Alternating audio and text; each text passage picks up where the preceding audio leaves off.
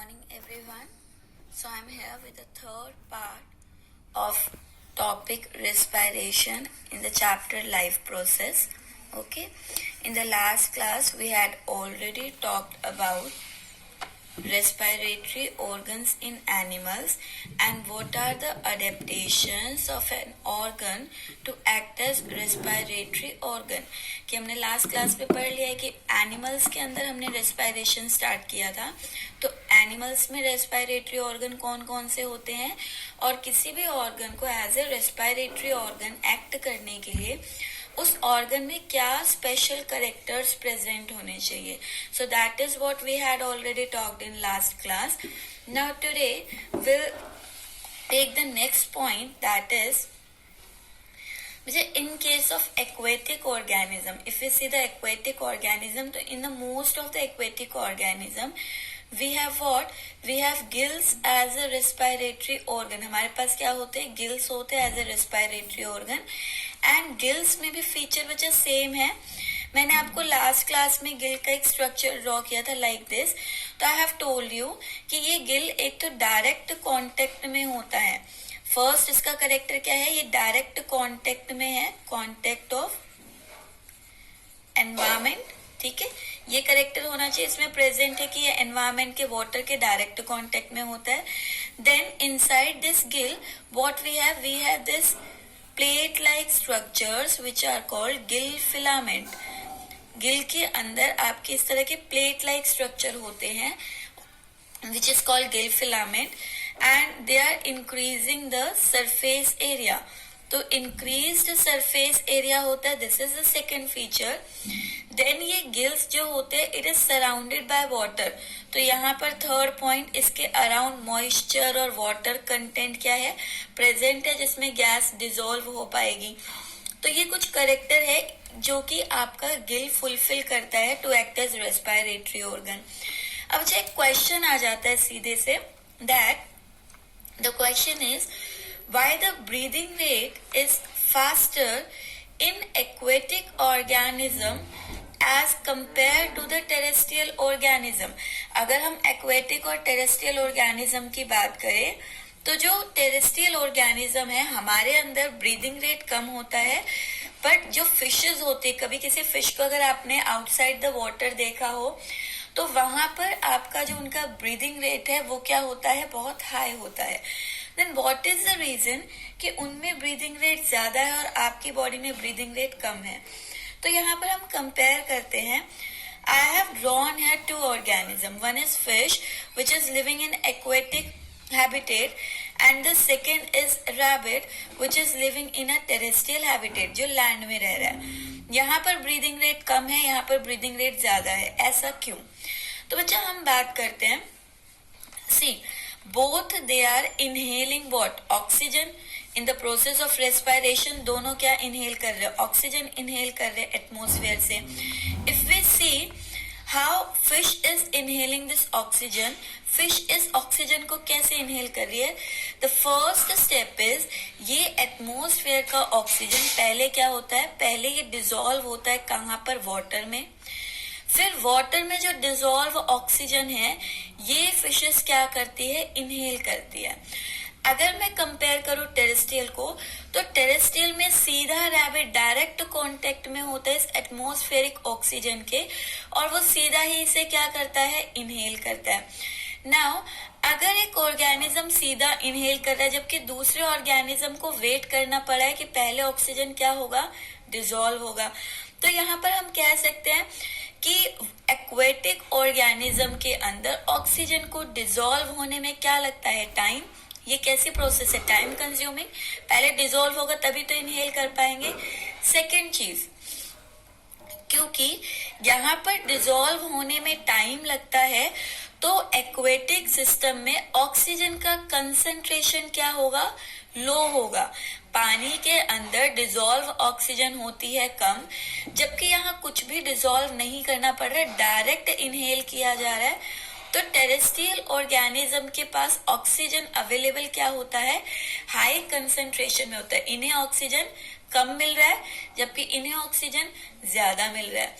अब अगर इन्हें ऑक्सीजन कम मिल रहा है बच्चा, तो अपनी ऑक्सीजन के रिक्वायरमेंट को कंप्लीट करने के लिए, to fulfil their oxygen requirement, what they are doing, they are inhaling it in multiple times. कि अगर ऑक्सीजन कम है तो अपने ऑक्सीजन की रिक्वायरमेंट को पूरा करने के लिए इन्हें बहुत बार ब्रीदिंग करनी पड़ रही है। Okay, and the second factor is, एक तो ये चीज हो गई कि ये धीरे धीरे डिसॉल्व हो रहा है तो लो कंसेंट्रेशन में, जिसकी वजह से इनका ब्रीदिंग रेट हमसे ज्यादा है, जबकि हमें डायरेक्ट मिल रहा है, हाई कंसेंट्रेशन में मिल रहा है।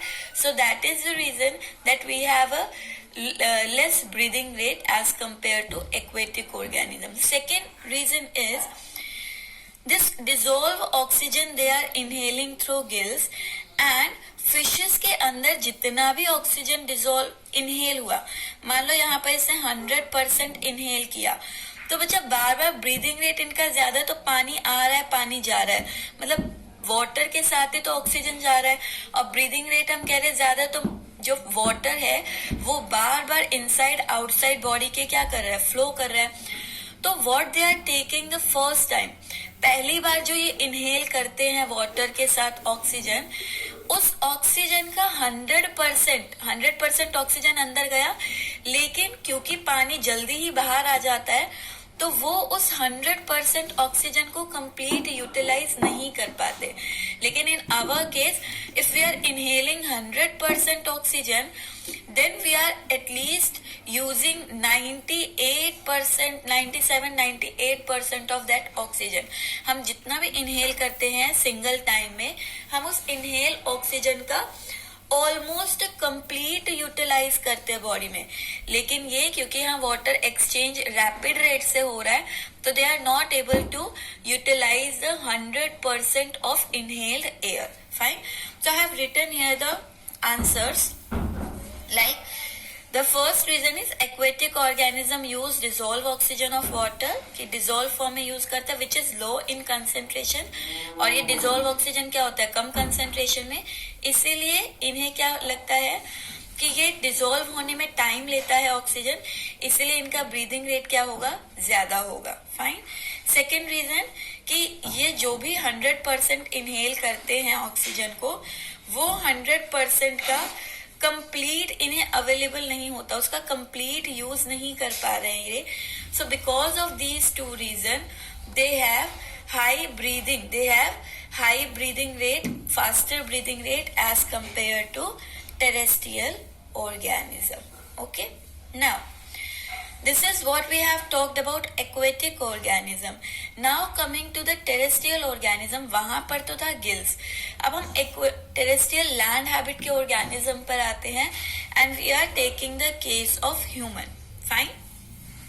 Now see, human have two organs which may act as respiratory organ. हमारी बॉडी में दो ऑर्गन है जो रेस्पिरेटरी ऑर्गन की तरह बिहेव कर सकते हैं। And what are those?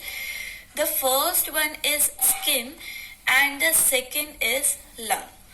Now compared to these two organs, we are using lung as a respiratory organ, and why so? बच्चा देखिए, स्किन जो होता है पहली चीज डायरेक्ट कांटेक्ट में है, डायरेक्ट कांटेक्ट में है एनवायरमेंट के, and it have increased surface area too, इसका सरफेस एरिया भी क्या होता है, इंक्रीज होता है। क्योंकि अगर हम कंपेयर करें, if we are saying the largest organ of our body, अगर हम ये बात करें कि हमारी बॉडी का लार्जेस्ट ऑर्गन क्या होता है, तो भैया उस केस में हम स्किन को ही लेते हैं। तो स्किन हमारा जो है लार्जेस्ट ऑर्गन है, but what is the problem with skin, the membrane of skin, here the membrane of skin is keratinized, ये दिक्कत आती है, keratinized and thick। हमने कहा था किसी भी ऑर्गन की मेम्ब्रेन जो कि रेस्पिरेटरी ऑर्गन की तरह बिहेव करे, उसकी मेम्ब्रेन क्या होनी चाहिए, थिन होनी चाहिए, ताकि जो गैस एक्सचेंज है वो डिफ्यूजन से इजीली हो जाए। बट स्किन की मेम्ब्रेन क्या होती है, थिक होती है, और उस पर एक कंपाउंड का डिपोजिशन होता है जिसे हम कहते हैं कैरेटिन, एंड कैरेटिन की वजह से स्किन जो होती है वो और ज्यादा थिक हो जाती है और उससे एक्सचेंज हो पाना वो हो जाता है हार्ड। कैरेटिन जो है गैस को एक्सचेंज नहीं होने देता। So this is the reason why skin is not acting as respiratory organ in our case, and why we are using lung as a respiratory organ. So बच्चा lung के around moisture present है, ठीक है। Moisture skin में भी था क्योंकि skin पर भी आपके स्वेट ग्लैंड वगैरह होती हैं और म्यूकस ग्लैंड भी होती हैं जो कि इसे मॉइस्चर देती है, तो यहाँ पर भी मॉइस्चर है, ओके। देन यहाँ पर इंक्रीज सरफेस एरिया है, और सरफेस एरिया इंक्रीज करने के लिए लंग के पास एक स्पेशल ऑर्गन होता है, स्पेशल पार्ट होता है जिसे हम कहते हैं एल्वियोलाई, ओके। तो सरफेस एरिया भी ज्यादा है, और प्लस पॉइंट यहाँ पर मेम्ब्रेन थी थिक, बट लंग की जो मेम्ब्रेन होती है वो क्या होती है, thin. So this is the reason why lung is acting as better respiratory organ than skin, और स्किन हमारी बॉडी में रेस्पिरेटरी ऑर्गन की तरह बिहेव नहीं करती due to deposition of this keratin जो कि गैस एक्सचेंज नहीं करवाता। So now in humans what the respiratory organ is, it is lung, and this lung is present in our thoracic cavity. Now what is this thoracic cavity? बच्चा आपके chest region में अगर आप hand से अपना touch करेंगे तो आपको ऑब्जर्व होगा चेस्ट रीजन जो है वो बोन से प्रेजेंट है। तो अगर हम देखें हमारे चेस्ट रीजन में क्या होता है, हमारे चेस्ट रीजन में इस तरह से रिब केज होती है, इस तरह से रिब केज होता है, दोनों तरफ आपका एक रिब केज होता है, बीच में आपका यहाँ पर प्रेजेंट होती है एक bone, this bone is called sternum, और बैक साइड पर आपकी एक और बोन होती है जिसे आप रीढ़ की हड्डी कहते हैं, वर्टिब्रल कॉलम। सो यहाँ पर आपका एक पूरा जेल जैसा नेटवर्क, प्रिजन जैसा एक एरिया बनता है, जहां पर बैक साइड पर क्या होगा, वर्टिब्रल कॉलम होगा जिसे आप बैकबोन कह रहे हैं, फ्रंट में एक बोन होगी जिसे आप कहते हैं स्टर्नम, एंड इस स्टर्नम और बैकबोन, जैसे ये स्टर्नम है आगे और पीछे बैकबोन है, इन दोनों को जोड़कर रखने के लिए यहाँ पर प्रेजेंट होगा एक बोन का cage, and this bone is called rib cage, ठीक है। तो हम कहते हैं ये प्रेजेंट होती है, रिब्स प्रेजेंट होती है, these ribs are 12 in pairs, 12 pairs जो होती है बोन्स का प्रेजेंट होता है। अब यहाँ पर जो केज बनता है इसके अंदर बचा है, इसके अंदर प्रेजेंट होते हैं आपके soft organ like your lungs are present there, your heart is present here. So यहाँ पर ये जो रिब केज बनता है इसी रिब केज को हम कहते हैं थोरैसिक कैविटी। तो it is a prison like structure which is made by vertebral column, sternum and 12 pairs of rib, and this thoracic cavity consists of soft organ like lungs and heart, okay. और ये आपके जो rib cage होती है वो internal soft organ को prevent करने का काम करती है, बचा के रखने का, ताकि उसे कोई इंजरी ना हो। So this lung is also present in this thoracic cavity. Now this लंग, और we can say our respiratory organ, हमारा जो रेस्पिरेटरी ऑर्गन है वो दो चीजों से मिलकर बना है, one is respiratory tract. So this respiratory tract is consist of conducting और रेस्पिरेटरी ट्रैक। रेस्पिरेटरी ऑर्गन दो पार्ट में डिवाइड है, कंडक्टिंग और रेस्पिरेटरी ट्रैक। कंडक्टिंग होता है जो कंडक्ट कर रहा है, जो लेके जा रहा है। रेस्पिरेटरी ट्रैक भी हम बोल सकते हैं, वो ट्रैक होगा पाथवे, वो पाथ जहां जो कि रेस्पिरेशन में इन्वॉल्व है, that is respiratory tract. And the second is respiratory organ. Respiratory organ क्या है, लंग है। तो हमारा जो रेस्पिरेटरी सिस्टम होता है, हमारा रेस्पिरेटरी सिस्टम जो है, this respiratory system is consisting of respiratory tract and respiratory organ. The first is respiratory tract. Respiratory tract आपका क्या होगा बच्चा? रेस्पिरेटरी ट्रैक के अंदर हम बात करते हैं, यहाँ पर प्रेजेंट होता है आपका नेजल कैविटी, जिसे हम नोस्ट्रिल भी कहते हैं, विच लीड्स टू, यानी कि जो आगे किस में चेंज होगा? फेरिंग्स में. फेरिंग्स के बाद आएगा लैरिंग्स. लैरिंग्स के बाद आएगा आपका ट्रैकिया. ट्रैकिया के बाद ब्रोंकाई. और ये आपका पूरा है रेस्पिरेटरी ट्रैक. एंड इसके बाद आ जाएगा आपका respiratory organ, that mean lung. Fine. So this is what your respiratory system consist of. Now see, this is a diagram I have shown.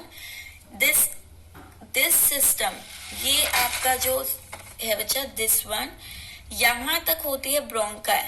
तो this complete region is respiratory tract and this is your respiratory organ which is lung.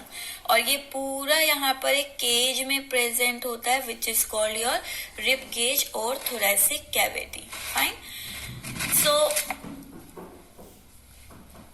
let me start with this respiratory system. यहाँ पर बच्चा respiratory system आपका शुरू होता है nasal cavity से. Nasal cavity जहां पर नोज के अंदर 2 ओपनिंग्स होती है और इन दोनों ओपनिंग्स को हम क्या कहते हैं? नॉस्ट्रिल्स कहते हैं. नॉस्ट्रिल के अंदर आपके 2 पार्ट होंगे, 2 पार्ट्स होते हैं. वन इज हेयर्स प्रेजेंट होगा यहाँ, और दूसरा यहाँ प्रेजेंट होता है म्यूकस. म्यूकस कहीं पर भी टर्म आए, ये क्या होता है? जेल लाइक सब्सटेंस होता है. It is gel like substance. Fine. Now this hair and mucus, what they are doing, they are actually filters the inhaled air by trapping dust particle. ये जब आप एयर इनहेल करते हो तो air के अंदर बहुत सारे माइक्रोब्स होते हैं, बैक्टीरियाज होते हैं, डस्ट पार्टिकल्स होता है. तो यहाँ पर ये जो म्यूकस और हेयर होते हैं, ये दोनों मिलकर फिल्टर करने का काम करते हैं. जो भी डस्ट पार्टिकल और बैक्टीरिया होता है वो इस जेल के अंदर स्टक हो जाता है और ट्रैप हो जाता है. और एयर भी इसी तरह से इन पार्टिकल्स को फिल्टर करके म्यूकस के अंदर स्टक करने का या ट्रैप करने का काम करता है. तो दोनों मिलकर क्या करें? They filters the inhale air by trapping the dust particles. Second, what they are doing, they regulate the temperature of inhaled air. ये आपकी बॉडी में जो आप एयर को इनहेल कर रहे हो उसका टेम्परेचर रेगुलेट करते हैं. How it they are doing this?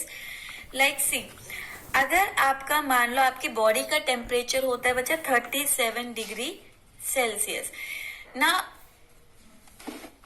Now assume that आपके बाहर जो टेम्परेचर है एनवायरमेंट का वो 50 डिग्री है. ठीक है. तो बच्चा जब 50 डिग्री टेम्परेचर को आप इनहेल करेंगे तो वो एयर तो गर्म है, वो आपकी बॉडी में आपके पार्ट्स को डैमेज कर सकती है. So what your nostril is doing, यहाँ पर प्रेजेंट होता है जेल लाइक सब्सटेंस. ये जेल लाइक सब्सटेंस क्या करता है? इस एयर से 50 डिग्री की जो इनहेल्ड एयर होगी, इस इनहेल्ड एयर से क्या करेगा? हीट को एब्जॉर्ब कर लेगा. हीट को एब्जॉर्ब करेगा. ये जेल इस हीट को क्या कर लेगा? एब्जॉर्ब कर लेगा. और इसका टेम्परेचर आपके बॉडी टेम्परेचर के इक्विवेलेंट कर देता है. फाइन. सो यहाँ पर आपका 37 डिग्री कर दिया. ना एज्यूम कि आपके एनवायरमेंट में जो टेम्परेचर है वो थोड़ा कूल है, यानी कि आपका 8 डिग्री, सर्दियां हैं 8 डिग्री है, लेकिन आपकी बॉडी के अंदर टेम्परेचर क्या है? 37. तो आपकी बॉडी में ह्यूमन अपने बॉडी टेम्परेचर को कभी चेंज नहीं करता, वो हमेशा इसे क्या करता है? रेगुलेट करता है. Now what is happening here? When it is 8 degree, तो आपकी 8 डिग्री इनहेल्ड एयर, बाहर हवा भी ठंडी होगी, एयर इनहेल की गई. और बच्चा यहाँ पर जब एयर इनहेल की गई तो आपकी बॉडी के अंदर सर्दियों के टाइम पर क्या होता है? एनर्जी आपकी फॉर्म होती है किस तरह से, like during winters we are shivering, हम कांपते हैं। और shivering is a type of और काइंड ऑफ एक्सरसाइज। जब आप शिवर करते हैं, जब आप कांपते हैं, तो उससे क्या होता है, विंटर्स के टाइम पर शिवरिंग से क्या होती है, हीट प्रोड्यूस होती है। और वो जो हीट प्रोड्यूस हुई वो इस इनहेल एयर के अंदर ट्रैप करवा दी गई, जिसकी वजह से ये जो एयर है वो क्या हो गई, वार्म अप हो गई। एंड वार्म अप होने से सर्दियों के टाइम पर अगेन टेम्परेचर क्या हो जाएगा, 37। तो यहाँ पर ये दोनों चीजें, म्यूकस जो होती हैं, ये आपकी बॉडी की टेम्परेचर को या इनहेल्ड एयर के टेम्परेचर को रेगुलेट करती है कि वो आपकी बॉडी टेम्परेचर के इक्विवेलेंट रहे, यानी कि 37 डिग्री रहे। Now this nasal cavity, nasal cavity शुरू हुई आपकी नॉस्ट्रिल से। यहाँ पर आपका है नोज होगा, और ये नोज में आपका ये 2 ओपनिंग होती है which is called nostril. And this nostril now leads to a tube, and this tube is called nasal passage. तो यहाँ पर ये ट्यूब में एक्सटेंड हो रही है, जिसे हम क्या कह रहे हैं, नेजल पैसेज कह रहे हैं। अच्छा, ये आपका है नोज की opening, and this is the opening of oral cavity. यहां से क्या आ रहा है, ओरल कैविटी आ रही है। सो ओरल कैविटी आपका एंटर करती है, हमने एक पार्ट पढ़ा था, food pipe. That food pipe is called pharynx. Fine. So यहाँ पर देखें, ये नोज की ओपनिंग और एक माउथ की ओपनिंग, ये दोनों ही कॉमन ट्यूब के अंदर ओपन होती है, which is called pharynx. And ये आपका रीजन प्रेजेंट होता है आपके नेक रीजन पर। आपके नेक रीजन जो होते हैं, आपके जो गला होता है, बच्चा कभी टच करना, जो आपका लिप्स के यहाँ से शुरू होगा, जो आपका चिक रीजन है, चिक रीजन से आपका गर्दन जो होती है वो फनल शेप की जा रही है। चिक के बिलो आप हाथ को टच करिए और फिर अपने गर्दन तक लेकर जाइए, तो ये फनल शेप की होती है। बच्चा यहाँ चिक रीजन होगा, इससे यहाँ तक जाओ तो इस तरह का होता है, फनल शेप। फाइन। सो यहाँ पर ये फेरिंग्स रीजन है which is funnel shape structure, और ये कॉमन ओपनिंग होती है फूड पाइप और विंड पाइप की। फूड पाइप को हमने कहा था, फूड पाइप जिस से ओपन होगी, उस ओपनिंग को हम यहाँ पर, फूड पाइप की ओपनिंग को हम क्या कहते हैं, गलेट कहते हैं। Opening of food pipe is gullet, and opening of wind pipe is glottis. Sorry, I have written here wrong. तो विंड पाइप की ओपनिंग को क्या कहते हैं हम, ग्लॉटिस कहते हैं। तो यहाँ पर ये जो विंड पाइप ओपन हो रही होगी, this region, this is called glottis. And जहां पर आपकी ओरल कैविटी ओपन हो रही है, this region, this is called gullet. तो ये ग्लॉटिस है, ये गलेट है, और दोनों एक कॉमन ओपनिंग फेरिंग्स में जा रही है। Now this gullet, this glottis, जो विंड पाइप का ग्लॉटिस रीजन है, this is the wind pipe, ये जो ग्लॉटिस रीजन है, यहाँ पर एक मस्क्यूलर फ्लैप होता है, एंड ये कार्टिलेज मसल से बना हुआ होता है। तो this glottis of wind pipe is covered with cartilaginous flap. ये कार्टिलेजिनियस फ्लैप से बना हुआ होता है, and that flap is called epiglottis which get close. ये एपिग्लॉटिस क्या होता है, ये आपका क्लोज हो जाता है कब, जब आप फूड की स्वलोइंग करेंगे, यानी कि जब आप फूड को निगलते हैं, like this is your mouth. जब आप फूड को निगलेंगे तो वो फूड आपके नोज में एंटर ना करे, इस वजह से ये जो फ्लैप होता है, कार्टिलेज का फ्लैप, ये क्या करता है, इस ग्लॉटिस की ओपनिंग को कवर कर लेता है। फाइन। सो ये रीजन है कि जब आप खाते हैं तो वो जो फूड है आपकी नेजल पैसेज में मूव नहीं करेगा। और आपने ऑब्जर्व किया होगा, गैसेस को ये प्रिवेंट नहीं कर पाता, रोक नहीं पाता। तो कई बार आप बहुत अगर ड्रिंक कर रहे, मतलब ड्रिंक पी रहे, जैसे कोको कोला, पेप्सी पीते हैं, तो वो उसके अंदर कंप्रेस्ड गैस प्रेजेंट होती है, CO2। तो बच्चा जब आप पीते हैं तो कई बार होता है नाक में चढ़ जाती है, ऑब्जर्व करना। तो वो इसलिए हो रही है, जब आपने पिया यहाँ से तो गैस को ये जो फ्लैप है ये गैस को प्रिवेंट नहीं कर पाया और वो गैस आपका नोज में मूव कर जाती है, तो कई बार आपको फील होती है. So this is the reason. Okay, now जो ग्लॉटिस होता है विंड पाइप की ओपनिंग, ये एक कार्टिलेजिनियस मस्कुलर फ्लैप से कवर होती है और इस फ्लैप का नाम होता है एपीग्लॉटिस. एपी कहीं पर भी टर्म आए, एपी का मतलब होता है ऊपर और ग्लॉटिस जो है दैट इज ओपनिंग. तो ग्लॉटिस के ऊपर जो फ्लैप प्रेजेंट है that is called epiglottis. And what is the function of this epiglottis? This epiglottis prevent the entry of food into the wind pipe. ये विंड पाइप में food को enter करने से क्या कर रहा है? प्रिवेंट कर रहा है, रोक रहा है. Fine. Now the next is लैरिंग्स. लैरिंग्स बच्चा आपका होता है दिस रीजन. अब ये फेरिंग्स है, this is complete the wind pipe. ये विंड पाइप है, कॉमन ओपनिंग जिसे हम कह रहे हैं, सॉरी विंड पाइप नहीं, ये कॉमन ओपनिंग है बच्चा. नेजल पैसेज की और ओरल कैविटी का कॉमन पाइप है, कॉमन ट्यूब है, कॉमन कनेक्शन है. Now this is the larynx. लैरिंग्स is a sound box which is made up of bone. ये एक बोन से बना हुआ स्ट्रक्चर होता है जिसे हम साउंड बॉक्स भी कहते हैं. एंड मेल्स के केस में जब मेल्स प्यूबर्टी अटेन कर जाते हैं यानी कि मैच्योर हो जाते हैं, तो 13-14 एज के बाद ऑब्जर्व कर सकते हैं आप ये भी, जो लड़के होते हैं उनकी गर्दन पर एक बोन जो होती है वो उभरी हुई दिखती है. फीमेल्स में नहीं दिखती है लेकिन मेल्स के केस में वो बाहर निकली हुई दिखती है. That is the larynx. उनके अंदर प्यूबर्टी पर ये जो बोन होती है ये आउट ग्रो कर जाती है और ज्यादा बढ़ जाती है, जिसकी वजह से वो बाहर से एक्सटर्नली विजिबल होती है. And this bone is called Adam's apple in case of male. तो मेल के अंदर जब ये प्यूबर्टी के टाइम पर विजिबल होने लगती है उस टाइम पर हम इसे क्या कहते हैं? एडम्स एप्पल कहते हैं.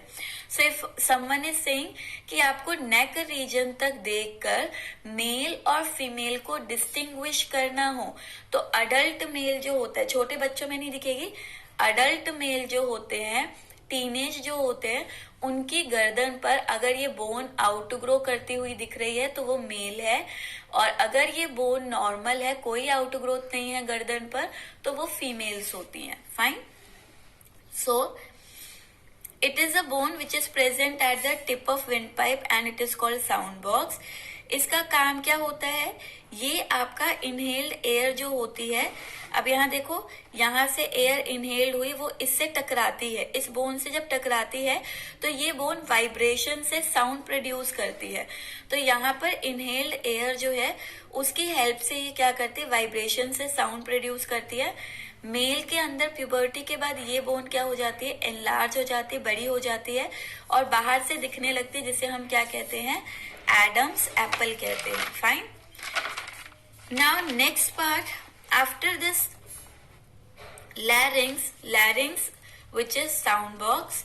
लैरिंग्स के बाद आता है part trachea and this trachea is wind pipe. This trachea is muscular tube, muscle से बनी हुई है and is supported by C shape cartilage rings. तो ये मसल की ऐसी ट्यूब है और इस ट्यूब में सी शेप, सी अल्फाबेट जैसी इस तरह की बहुत सारी कार्टिलेज से बनी हुई, कार्टिलेज सॉलिड कनेक्टिव टिश्यू है, इससे बनी हुई रिंग्स होती हैं. ओके, अराउंड 15 to 20 नंबर में होगी. और इन रिंग्स का सिग्निफिकेंस क्या होता है बच्चा? ये रिंग्स जो होती है सपोर्ट करने का काम करती है, क्योंकि ये क्या मसल है. ठीक है, अगर बहुत प्रेशर से यहाँ पर एयर आ रही है तो ये मसल्स जो होती है कोलैप्स हो सकती है, फट सकती है. इसी तरह मान लो जब हम एक्सहेल कर रहे हैं और इसमें एयर नहीं है, तो अगर ये रिंग नहीं होती, सपोर्ट नहीं करती, तो ये ट्यूब तो इस तरह से बंद हो जाती, और बंद हो जाती, गैस एक्सचेंज नहीं हो पाता, तो पर्सन की डेथ हो जाती. तो ये क्या करती है? जब एयर नहीं है तो उस टाइम पर भी इस ट्यूब को क्या करती है? ओपन रखने का काम करती है. तो ये रिंग्स क्या कर रही हैं? They supports this muscular tube during the entry of high pressure inhaled air. जब बहुत प्रेशर से एयर इनहेल की जा रही है उस टाइम पर सपोर्ट कर रही है. And it prevent the collapsing of trachea, wind pipe के कोलैप्सिंग को, रप्चर को, इसे आप रप्चर भी कह सकते हैं, रप्चरिंग को, जो भी आपको इजी लगे, रप्चरिंग को प्रिवेंट कर रही है when there is no air, जब यहाँ पर एयर नहीं होगी तो उस टाइम पर रप्चरिंग को क्या कर रही है, प्रिवेंट कर रही है. So this is the significance of cartilage. Fine. Coming to the next is bronchi.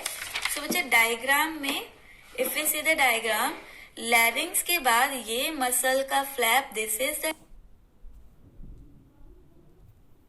Trachea, जिसपे सी अल्फाबेट की क्या होती है, कार्टिलेज रिंग होती है. ये ट्रैकिया बाइफरकेट हो जाता है दो ब्रांचेस में, जिसे हम लेफ्ट और राइट कहते हैं.